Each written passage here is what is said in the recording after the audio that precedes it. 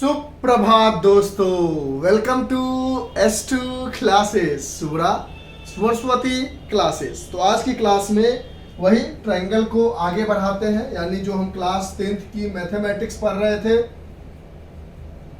Class 10th की जो हमने लास्ट क्लास में आपको 6.1 समझाया है, उसके अंदर हम उसी को आगे बढ़ाते हुए आज हम कुछ थ्योरम्स की डिस्कशन करेंगे। यानी क्लास 10th के मैथमेटिक्स का आज हम लेकर आए हैं चैप्टर नंबर 6, जिसका नाम है ट्रायंगल। ठीक, और इसके हमने लास्ट वीडियो में 6.1 कंप्लीट कर दिया है। अब आज की क्लास में हम एग्जैक्टली स्टार्ट करेंगे ट्रायंगल के एक्सरसाइज 6.2 को, लेकिन इस वीडियो में 6.2 नहीं बताएंगे। इस वीडियो में सिर्फ हम आपको थ्योरम्स बताएंगे, और वो दो थ्योरम्स है 6.1 एंड 6.2। यानी क्लास 10th के मैथमेटिक्स के ट्रायंगल के चैप्टर नंबर 6 का पहला एक्सरसाइज तो हमने आपको बहुत प्यार से कॉन्ग्रुएंसी और सिमिलरिटीज में डिफरेंसेस, समानताएं, मतलब क्या डिफरेंस है, क्या सिमिलर है, वो सारी चीजें समझाई। उसके बाद आज की क्लास में हमें पढ़ाना है एक्सरसाइज 6.2। लेकिन एक्सरसाइज 6.2 को पढ़ाने से पहले और उसके एग्जाम्पल्स को बताने से पहले हम आपको इस क्लास में आधे घंटे लगे, 1 घंटे लगे, 45 मिनट्स लगे, जो भी लगे, दो थ्योरम समझाएंगे, 6.1 एंड 6.2। 6.1 जो थ्योरम है वो थ्योरम है बीपीटी के ऊपर, यानी बेसिक प्रोपोर्शनैलिटी थ्योरम, जिसको थेल्स थ्योरम भी कहते हैं। और 6.2 जो है वो कन्वर्स ऑफ बीपीटी। और जो बच्चा इस बार 2022 में से लेकर 2023 में जो बोर्ड देने वाला है, उसके लिए इस दोनों थ्योरम में से 100% चांस है कि एक थ्योरम तो आएगा ही आएगा, कोई नहीं रोक सकता, ये मेरी गारंटी है। सर ऐसा गारंटी क्यों दे रहे हो आप? क्योंकि पहले क्या होता था कि हमें 3 थ्योरम पढ़ना होता था, 4-5 थ्योरम, जिसमें एक ये होता था, एक ये होता था, फिर एरिया सिमिलर ट्रायंगल के एरिया का रेशियो वाला होता था, फिर पाइथागोरस थ्योरम होता था। तो उन सब में से मिला के एक थ्योरम पूछा जाता था, बोर्ड में ये नियम था। अब इस बार अच्छी बात यह है कि सिर्फ यही 2 थ्योरम है जो बहुत ज्यादा इंपॉर्टेंट है, जितना डिलीट हो चुका है। लास्ट वीडियो डिलीटेड पोर्शन भी समझाया है, तो उसमें सबसे ज्यादा इंपॉर्टेंट है। तो ये याद रखना कि 100% चांस है कि 6.1 और 6.2 जो थ्योरम आज समझाएंगे, उससे एक थ्योरम एग्जाम में आएगा, 100% चांस है, जो कि 4 मार्क्स का होगा। किसके लिए? बोर्ड एग्जाम के लिए। एकदम 100% पकड़ के चलो ना, आपका बैड लक होगा तो नहीं आएगा। यानी ये वीडियो बहुत इंपॉर्टेंट होने वाला है। बीपीटी थ्योरम और उसके कन्वर्स को हम समझाएंगे, तो आराम से धीरे धीरे, क्योंकि ये बहुत ही इंपॉर्टेंट है। आपने पहले ही आपको समझा दिया है, इससे 4 नंबर का क्वेश्चन कहीं नहीं गया, तो आप इसको बहुत प्यार से धीरे धीरे एकदम आराम से समझोगे, और इतनी प्रैक्टिस कर लेना, इतनी प्रैक्टिस कर लेना कि ये क्वेश्चन मिस ना करो। ठीक, अब बताओ ना, बोर्ड आपका फरवरी या मार्च में होगा, और अभी आपके चल रहे हैं नवंबर, और अगर आपको नवंबर का 14th है, हैप्पी चिल्ड्रंस डे। ओह ठीक है, 14th है, आप लोगों को चिल्ड्रंस डे की बहुत सारी बधाई। पास में है नहीं, हमारी तरफ से वर्चुअल चॉकलेट आप लोग खुद खरीद के खा लेना। हमारी तहे दिल से यही आशीर्वाद रहेगी आज के दिन आप लोगों के लिए कि आप लोगों को बोर्ड में अच्छा नंबर आए, अच्छे परसेंट से पास करो। तो ये 2 थ्योरम जो है वो दोनों बहुत बहुत इंपॉर्टेंट होने वाला है। ठीक है, तो ये थ्योरम कैसे कैसे पूछा जा सकता है, सो समझो। पहले तो ये थ्योरम ऐसे क्वेश्चन पूछा जा सकता है।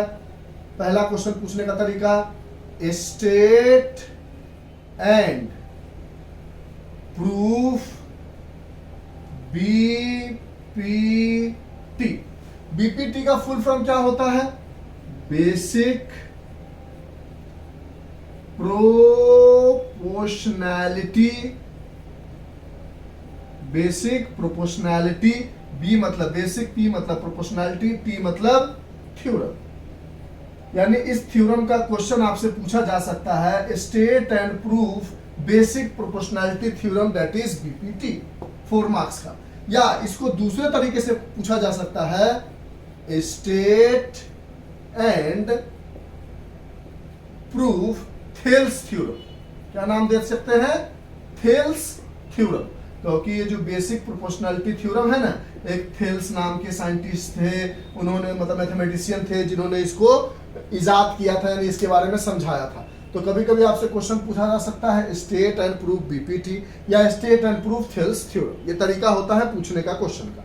या तीसरा तरीका यह है कि इस थ्योरम का जो स्टेट कह रहा है ना, स्टेटमेंट जो कह रहा है वो स्टेटमेंट लिख के दे देगा और आपको 4 नंबर का क्वेश्चन दे देगा, तो वो स्टेटमेंट को पढ़ के समझ में आना चाहिए कि ये बीपीटी थ्योरम है। अब वो स्टेटमेंट क्या होगा, कैसे उसको याद करेंगे, क्या क्या करेंगे, वो सब चीज समझते हैं। सबसे पहले हम आपको बेसिक समझाते हैं कि बीपीटी थ्योरम कहता क्या है, ठीक है, फिर उसकी प्रूफिंग दिखाएंगे।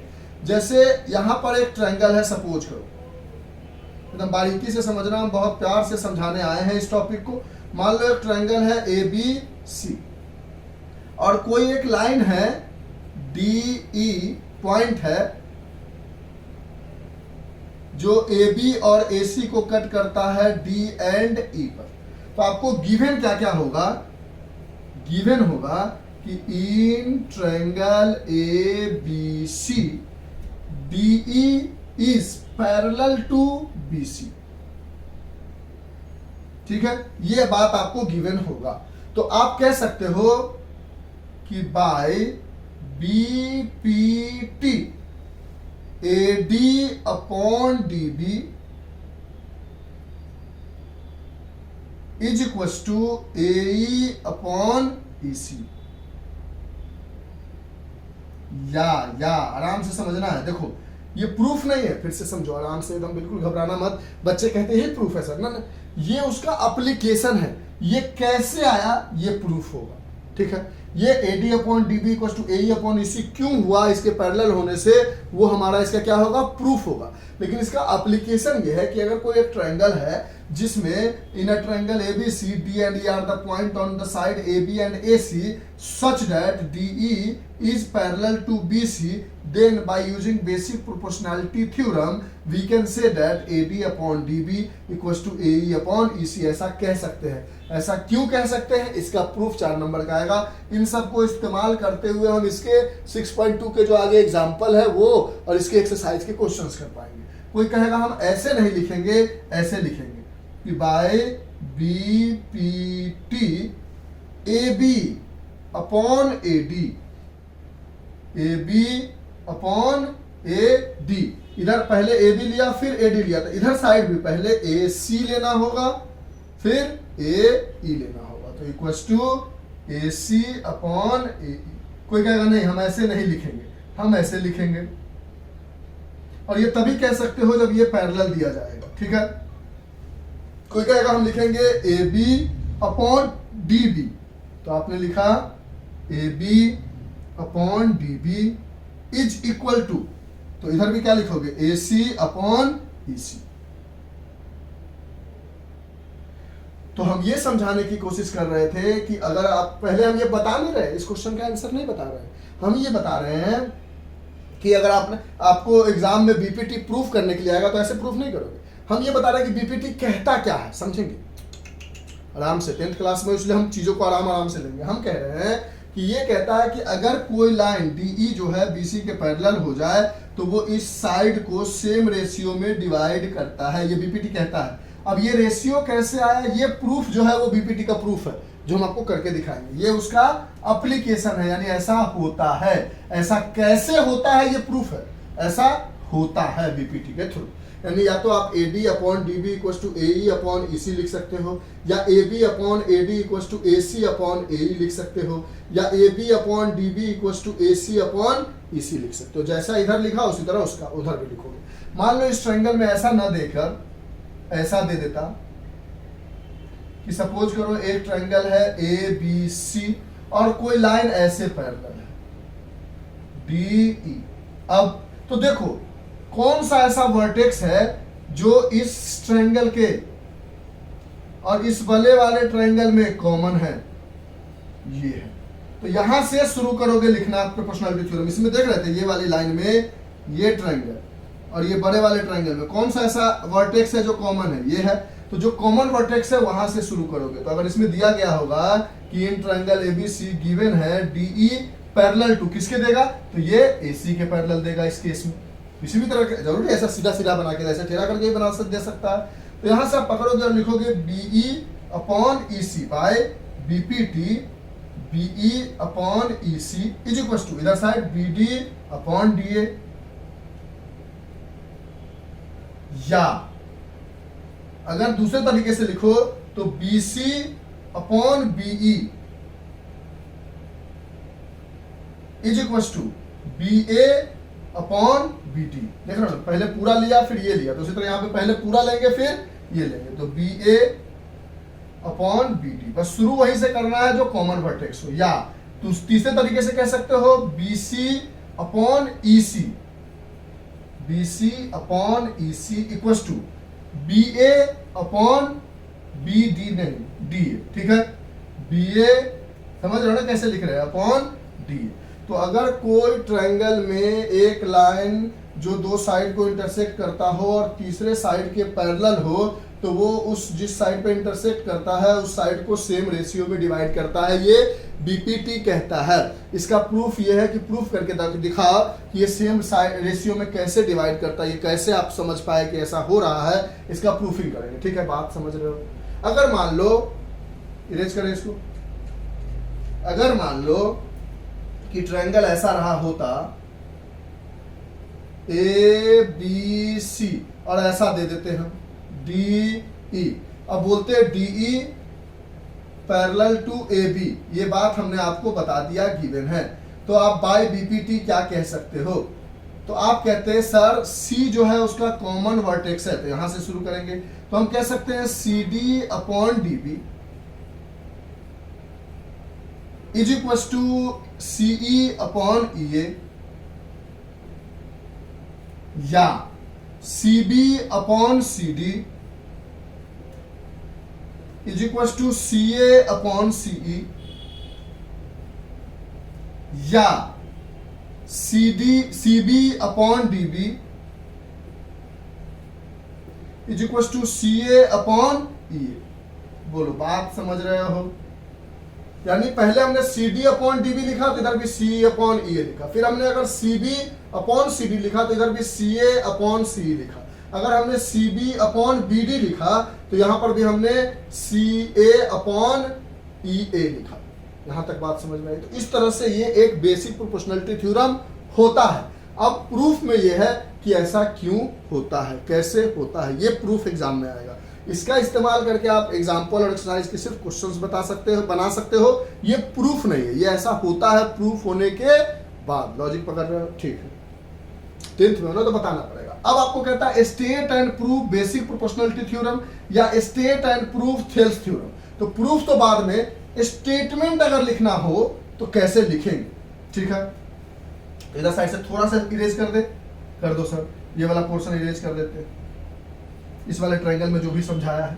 अब देखो इसकी हम स्टेटमेंट लिखने की कोशिश कर रहे हैं, इसलिए बोला स्टेटमेंट पहले नहीं लिखा ना, एनसीईआरटी में डायरेक्ट स्टेटमेंट दिया हुआ है, तो ऐसे में आपको याद करना पड़ेगा और हम आपको ऐसा स्टेटमेंट लिख के दिखाएंगे जो समझ में आ जाएगा। तो आप यहां से क्या कहोगे कि in a triangle,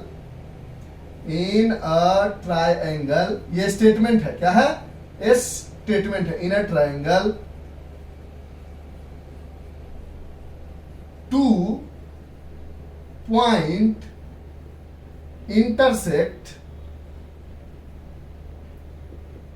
two sides of a triangle।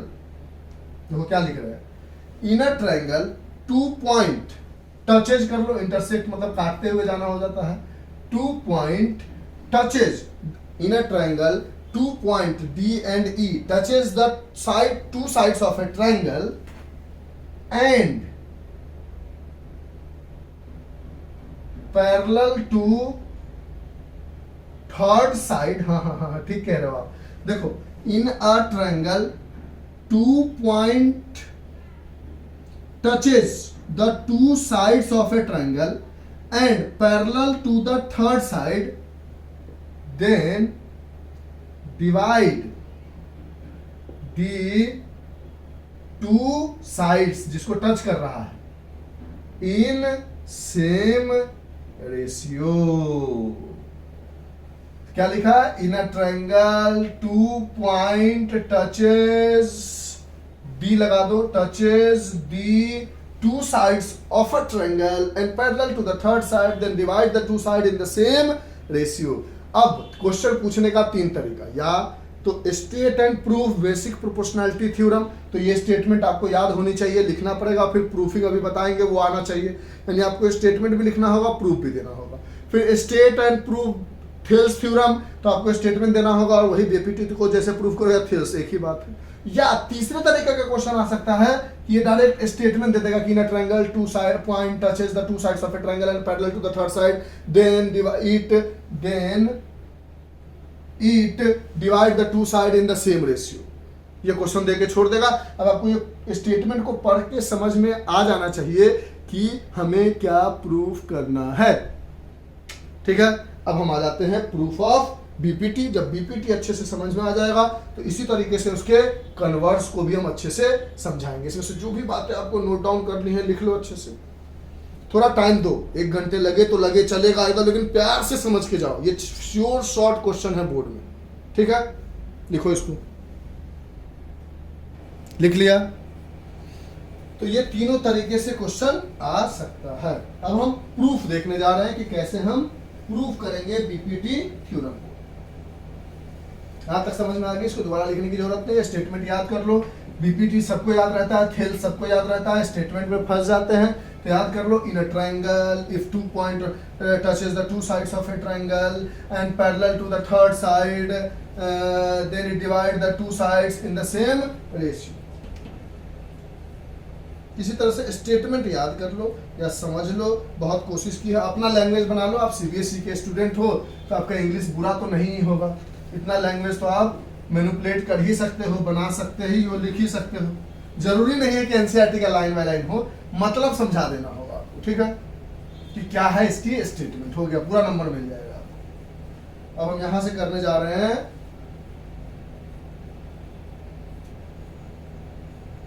Proof of BPT या थेल्स थ्योरम। प्रूफ देखने जा रहे हैं, ठीक है।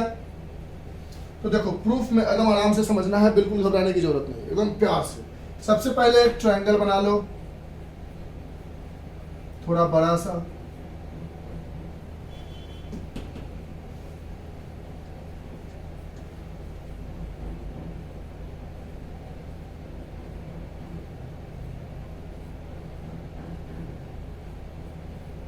ठीक है। मान लो ये ट्रायंगल है ए बी सी, ठीक है। थोड़ा प्यार से बनाएंगे, 10th क्लास हो, हड़बड़ाओ मत 11th क्लास की तरह कि जल्दी जल्दी बताओ सर, बहुत धीरे धीरे आप पढ़ाते हो। नहीं नहीं, प्यार से समझो। क्लास में जाते हो तो क्या टीचर एकदम जल्दी जल्दी करता है? नहीं ना, लेकिन आपके पास ऑप्शन तो है यूट्यूब पे जल्दी जल्दी करने का। तो और यहां से एक पॉइंट ले लो डी। आपको अगर लगेगा कि स्लो पढ़ा रहे हैं तो आप 2x 1.5x जो आप पसंद कर पा सकते हो वो लिख लो। अब यहां से लिख लो गिवन क्या क्या है। सबसे पहले लिखो कि आपके पास क्या क्या गिवन है। तो गिवन है in triangle A B C D and E are points on sides A B and A C respectively such that, ओए होए होए होए, क्या इंग्लिश मार रहे हो आप, such that DE is parallel to BC। इतनी सारी चीजें आपको गिवन है। अच्छा, फिर कहता है इस क्वेश्चन में कि टू प्रूफ करके दिखाओ कि AD अपॉन DB, जिस स्टेटमेंट का हम इस्तेमाल करके एक्सरसाइज में क्वेश्चन बनाएंगे वो प्रूफ करके दिखाना है। AD upon DB is equal to AE upon EC। ये गिवन था हमारे पास और ये प्रूफ करना है AD upon DB equal to AE upon EC।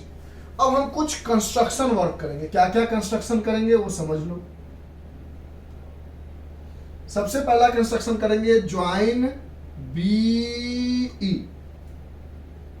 Join BE and CD। And C D, दोनों को ज्वाइन करेंगे। अब तीसरा काम क्या करेंगे कि डी से लेकर एक परपेंडिकुलर लाइन ड्रॉ करेंगे ए सी पर, मान लो ए बी सी डी ई हो चुका है एफ। तो दूसरा काम क्या करेंगे, डी एफ, ये सब कंस्ट्रक्शन में याद रखना पड़ेगा। परपेंडिकुलर, इसका मतलब क्या होता है, साइन का मतलब है परपेंडिकुलर टू ए सी, एक 90 डिग्री की लाइन ड्रॉ करेंगे ए सी पर कह लो या ए पे कह लो, लेकिन ए सी ही कहो, D F perpendicular to A सी। और उसी तरह ई से जो है एक परपेंडिकुलर लाइन ड्रॉ करेंगे A B C D E F G, यानी E G perpendicular to A B. इतना काम हमें करना है। पहला चीज D parallel to B C दिया गया था, A D upon D B equal to A E upon E C proof करना है। हमने सी डी को और बीई को ज्वाइन कर दिया, एक लाइन ड्रॉ किया जो डीएफ है वो परपेंडिकुलर मतलब 90 डिग्री का लाइन ड्रॉ किया एसी पर, और एक लाइन ड्रॉ किया ईजी परपेंडिकुलर टू एबी। इतना कंस्ट्रक्शन किया। अब देखो ये हमारा कंस्ट्रक्शन का काम था, इतना हमें कंस्ट्रक्शन दिमाग में होना चाहिए। अब हम दो लाइन बना लेते हैं, प्रूफ करने का तरीका दिखा रहे, कैसे कैसे करोगे आसानी से हो जाएगा, ठीक है। अब यहां पर लिखो area of triangle A D E, area of triangle A D ई। अब इतना बड़ा को आप ऐसे भी लिख सकते हो, area of triangle A D E, दोनों का मतलब एक ही हो जाता है। तो ऐसे हम लिखेंगे तो चलेगा। जान से शुरू में पूरा लिख के दिखाया, 9th पर क्या, अरे सर क्या बात कर रहे हो आप, 9th और वो भी हम लोग ना बिल्कुल नहीं। अच्छा ठीक है, तो समझ गए, area of triangle A D E. और यहां पर भी लिख लो area of triangle A D E, दोनों बार। बस एक बार क्या करो, इस ए डी ई में जो भी 90 डिग्री का लाइन होता है वो उसकी हाइट होती है, तो एक बार डी एफ को हाइट ले लो। किसको हाइट ले लो, डी एफ को हाइट ले लो। और एक बार ई जी को हाइट ले लो, क्योंकि ए डी ई में दो हाइट है, एक बार ई जी को हाइट ले लो। एकदम बारीकी से समझोगे, बहुत धीरे धीरे समझा रहे हैं तो समझ जाओगे। फॉर्मूला क्या होता है, 1/2 इंटू बेस इंटू हाइट। तो area of triangle A D ई बराबर 1/2 इंटू, अगर डी एफ को हाइट लेते हो, हाइट अगर आप डी एफ को लेते हो तो बेस क्या होगा, तो इसके अकॉर्डिंग बेस क्या होता है, अगर कोई ट्रायंगल पे यहां से कोई हाइट ड्रॉ करते हो तो ये बेस हो जाता है, अगर इस ट्रायंगल पे यहां से कोई हाइट ड्रॉ करते हो तो ये बेस हो जाता है। यानी हाइट जिस साइड पे गिरती है वो बेस हो जाता है। और ये डी एफ किस पे गिर रही है, ए ई पे, तो बेस क्या हो गया, ए ई। ये वाला पोर्शन आपको दिख रहा है कि बहुत छोटा हो रहा है, हाँ नहीं देख सकते हो आप, इतना भी छोटा नहीं, ठीक है। उसी तरह यहां पर जब लिखोगे तो यहां पर भी 1/2 इंटू बेस इंटू हाइट हो जाएगा, यानी area of triangle A D ई बराबर 1/2 इंटू हाइट क्या लिया है, ई जी। अब ई जी जब हाइट लोगे तो बेस क्या होगा, ए डी, तो ए डी। इसको इक्वेशन फर्स्ट मान लो, इसको इक्वेशन सेकेंड मान लो, यहां तक कोई दिक्कत है। यहां पर आ गया 1/2 ए ई इंटू डी एफ, यहां पे आ गया 1/2 ए डी इंटू ई जी। अब थोड़ा गौर करना है आराम से, अगला ट्रायंगल कौन लेंगे, बहुत दिमाग से लगाना है। डी एफ को पकड़ो और इसके साथ जुड़ा हुआ ये बन रहा है ट्रायंगल, देखो इस साइड से ये वाला ट्रायंगल लेना है। अगर डी एफ हाइट को देख रहे हो तो ये वाला ट्रायंगल लेना है, ये वाला, ठीक है। तो डीएफ के तरफ ले लो, डीएफ के तरफ एरिया ऑफ ट्रायंगल डीईसी। और दूसरा दिमाग ये भी लगाना है कि दोनों में डीई आएगा, ठीक है। इज इक्वल टू, इसके लिए भी तो formula height in base into height होता है, 1/2 इंटू बेस इंटू हाइट। दूसरा ट्रायंगल क्या लोगे, ईजी हाइट लिए हो तो डी से बनने वाला दूसरा ट्रायंगल क्या है, ये है। ये दिमाग रखना है कि जिस साइड डी ईजी है उसी साइड का कोई ट्रायंगल हो तो उस साइड का ये ट्रायंगल है डी बी ई, और हमेशा दोनों में डी ई आना चाहिए। देखो यहाँ पर भी डी आया, अगले बार में भी डी आना चाहिए, यानी दो ट्रायंगल लेना है, डी ई बी और डी ई सी। डी ई सी लेना है डी एफ हाइट की तरफ और डी ई बी लेना है ई जी हाइट की तरफ। तो यहाँ पे ले लिया हमने एरिया ऑफ ट्रायंगल, मार्कर को ज्यादा घस दिया है, थक गया, दूसरा उठा लेते हैं। Area of triangle D E B D E B, इसका भी क्या होगा 1/2 इंटू बेस इंटू हाइट। अब इस केस में 1/2, अब आपने ऐसा ट्रायंगल देखा है, देखो तो ए बी सी। अब इसका हाइट ट्रायंगल के बाहर जाएगी और मान लो ये हाइट है ए ई। अब हमने बोला ए ई, अब हमने बोला इसका area of triangle A B C लिख के दिखाओ, तो आप क्या बोलोगे कि 1/2 इंटू हाइट क्या लोगे आप ए ई, लेकिन बेस क्या लोगे बी ई ना बी सी, क्योंकि ओरिजिनल ट्रायंगल तो सिर्फ ए बी सी है ना, तो हाइट भले ही बाहर जाए लेकिन बेस अंदर रह सकता है। ये हो सकता है ना, ये बात समझ में। ऐसा अगर ट्रायंगल है, ऐसे झुका हुआ ट्रायंगल है, तो इसका हाइट बाहर गिरेगा ए ई होगा, लेकिन बेस अभी भी अंदर वाला ही होगा बीसी, क्योंकि एरिया ऑफ ट्रायंगल एबीसी निकाल रहे। उसी तरह ये जो समझाए हैं उसी का लॉजिक इसमें इस्तेमाल करेंगे। उसी तरह क्या उसी तरह सर बोलो जल्दी। अच्छा उसी तरह देखो, अगर आप ये ट्रायंगल लेते हो DEC, तो इसका बेस अगर EC है तो हाइट DF ले सकते हो, यहां पर लिख सकते हो बेस की जगह EC इंटू हाइट की जगह DF। ये निकल गया एरिया ऑफ ट्रायंगल, ये किसका निकल गया एरिया ऑफ ट्रायंगल DEC बराबर, ये तीसरा इक्वेशन। उसी तरह जब इसमें बढ़ोगे तो एरिया ऑफ ट्रायंगल DEB में तो आप क्या लिखोगे 1/2 इंटू बेस की जगह DB और हाइट की जगह EG। भले वो ट्रायंगल का बेस अंदर में है, हाइट लेकिन क्या है EG है, यानी बेस की जगह DB इंटू हाइट की जगह EG, और इसको मान लो चौथा इक्वेशन। बस अब 90% काम खत्म। ये कैसे किया, अगर जिसको नहीं समझ में आ रहा है वो एक दो बार और देखो, बहुत गौर से समझो। हमने जब एक ट्रायंगल दो बार ADE लिया और एक बार हाइट लिया DF, एक बार हाइट लिया EG, और उस तरह से दोनों ट्रायंगल का एरिया का फॉर्मूला लिख लिया। उसके बाद एक ट्रायंगल लिया DE से बनता हुआ DEC, उसमें हाइट माना DF को और बेस माना EC को। दूसरा ट्रायंगल लिया DE से बनता हुआ DEB, उसमें हाइट माना EG को और बेस लिया DB को। ठीक है, अब आपको क्या करना है, इस साइड में फर्स्ट को डिवाइड कर दो थर्ड से, और इस साइड में आप सेकेंड को डिवाइड कर दो फोर्थ से। तो यहां डिवाइड करो तो यहां क्या आएगा area of triangle ADE upon area of triangle DEC is equal to, इसके लिए आया था 1/2 into AE into DF upon 1/2 into EC into DF को मार दिया 1/2 को मार दिया, क्या बचा AE अपॉन EC बचा।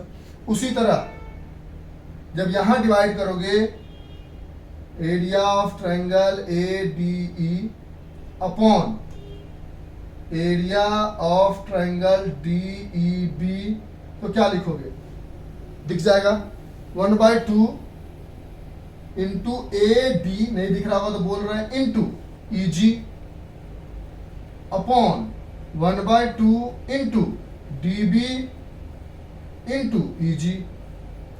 ये 1/2 मर जाएगा, EG और EG मर जाएगा, तो क्या बचेगा AD अपॉन DB। ये स्टेटमेंट बच के आई। अब जो हमारे पास गिवन था वो इरेज कर दे, प्रूफ रहने देते हैं, गिवन इरेज कर दे, पक्का कर देना, थोड़ा जगह चाहिए हमें, कर दो सर।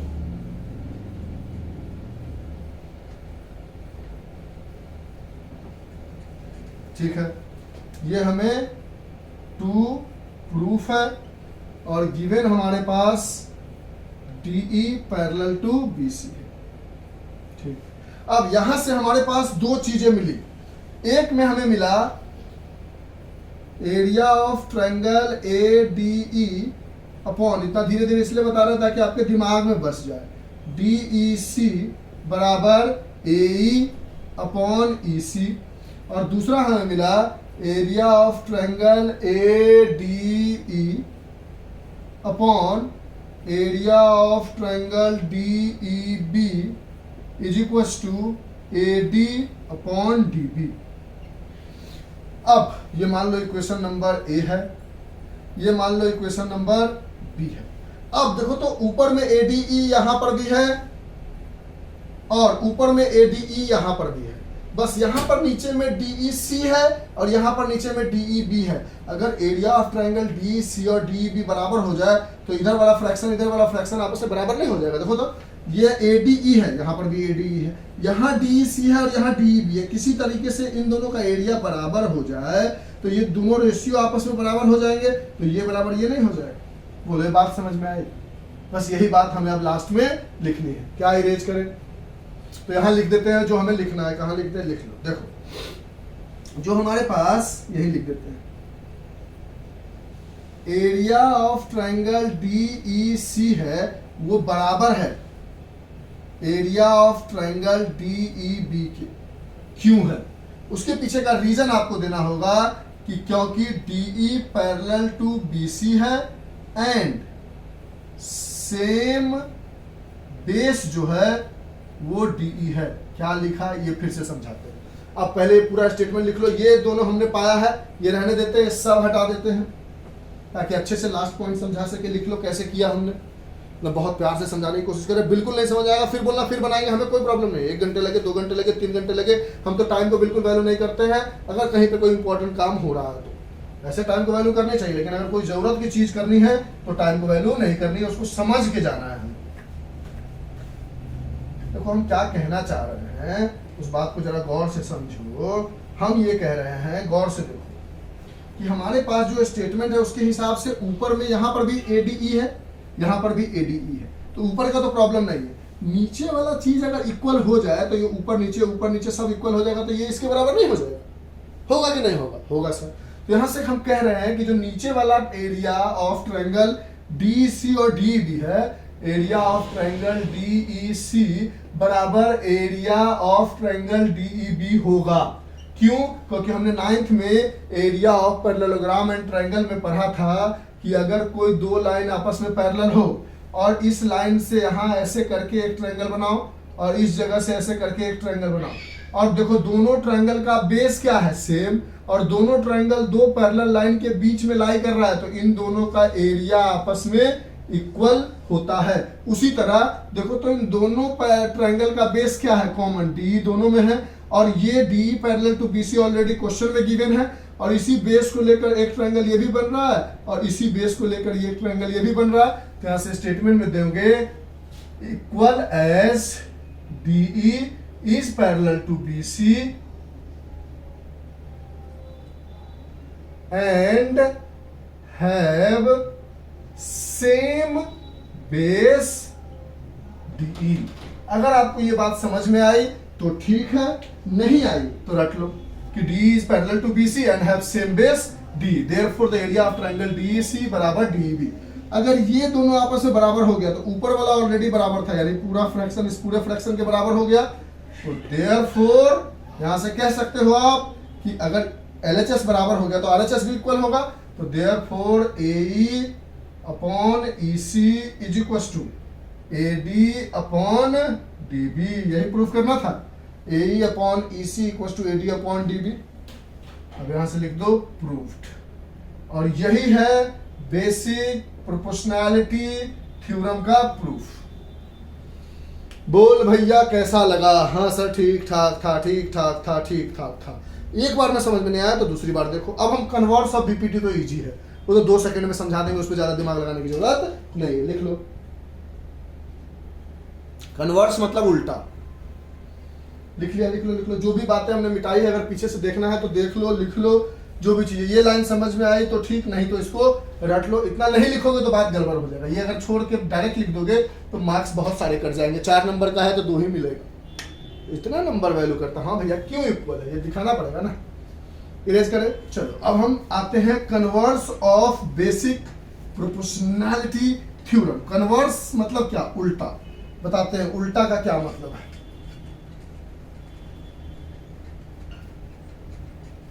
उल्टा का मतलब है, उल्टा का मतलब उल्टा। यहां पर क्या था? पैरेलल था तो साइड का रेशियो सेम था, वहां साइड का रेशियो सेम होगा तो वो पैरेलल होगा। यानी BPT हमें कह रहा था, शॉर्टकट तरीके से देखे तो कह रहा था कि एक ट्रायंगल है, ए बी सी, और ये एक लाइन है DE, और हमारे पास गिवन होता था DE पैरेलल टू BC, तो हम कहते थे by BPT AD upon DB equals to AE upon EC। अब जो converse of basic proportionality theorem है, कन्वर्स मतलब उल्टा है, वो दूसरी बात कह रहा है। वो कह रहा है कि मान लो एक ट्रायंगल है ABC, एक लाइन है DE। अब गिवन बदल दिया, जो इसमें प्रूफ था, जो होता था उसको गिवन बना दिया। कहता है कि आपके पास गिवन ये है कि AD upon DB equals to AE upon EC है, गिवन है। तो आप टू प्रूफ इसमें ये करके दिखाओ, या टू प्रूफ नहीं, मतलब बाय कन्वर्स क्या होता है वो, तो बाय कन्वर्स ऑफ BPT जो है वो DE पैरेलल टू BC होगा। यानी BPT कह रहा है कि अगर पैरेलल है तो साइड का रेशियो सेम होगा, ये कह रहा है अगर साइड का रेशियो सेम है तो पैरेलल होगा। कन्वर्स का मतलब समझ में आया। अब इसका प्रूफ देखने जा रहे हैं, ठीक है। वो कह रहा था कि पैरेलल है तो साइड का रेशियो होगा सेम, ये कह रहा ना साइड का रेशियो सेम है इसलिए पैरेलल है, उसका उल्टा, जस्ट अपोजिट लिख लिया। अब हम देखने जा रहे हैं प्रूफ ऑफ BPT। स्टेटमेंट भी हम खुद से बनाएंगे ताकि आपको दिक्कत ना हो, रटना ना पड़े।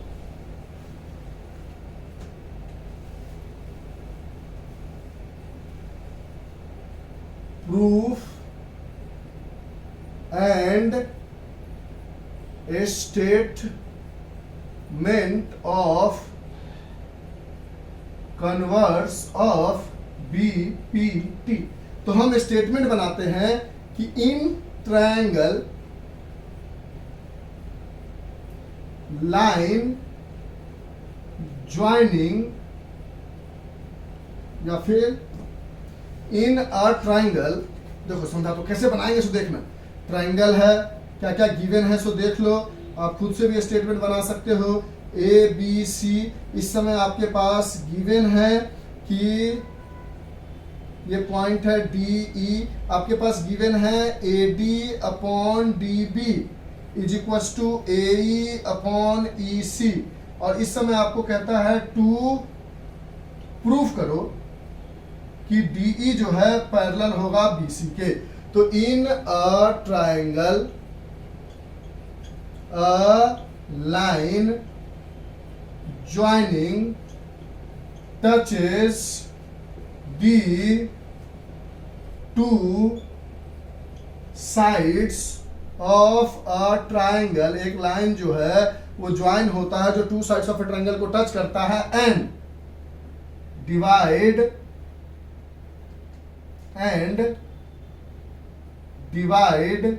the two sides in the same ratio, ये भी गिवन है। देन इट मतलब that line is parallel, parallel ऐसे भी लिखो या डायरेक्ट स्पेलिंग लिख लो, पैरेलल टू थर्ड साइड। अगर एक लाइन दो साइड को टच करके ज्वाइन करके बनता है, वो दोनों साइड को सेम रेशियो में डिवाइड करता है, तो तीसरे साइड के पैरेलल होगा। In a triangle a line joining touches the two sides of a triangle and divide the two side in the same ratio, then it is parallel to third side। ये proof करना है। अच्छा, तो यहां से हम पहले कंस्ट्रक्शन क्या करेंगे, यहां से कि हम मान लेंगे, हम लेट कर लेंगे कि DE is not parallel to BC, ये मान लेंगे, ठीक।